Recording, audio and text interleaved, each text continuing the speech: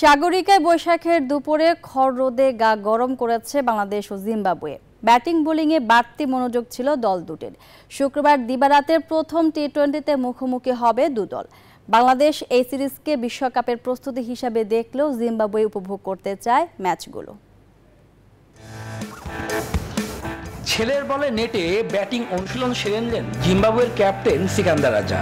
তবে ব্যাটের জায়গায় স্ট্যাম্প দিয়েই শ্যাডো প্র্যাকটিস করেন তিনি। টি-20 বিশ্বকাপে কোয়ালিফাই করতে না পারা দলটি এবার বাংলাদেশের বিপক্ষে সিরিজ খেলার অপেক্ষায়।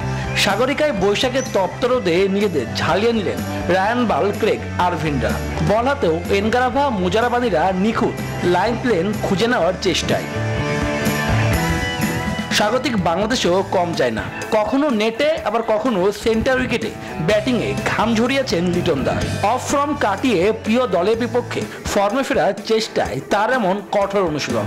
ওপেনিংয়ে সঙ্গী হিসাবে অভিষেক হতে পারে তানজিদ তামিমের, পাশাপাশি নেটেও ব্যাট করেন দুজন।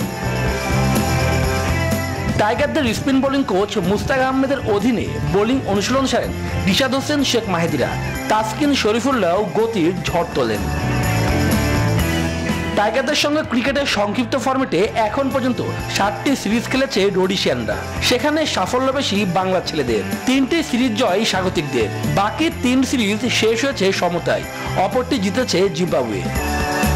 শুভদেবনাথ, নিউজ 24।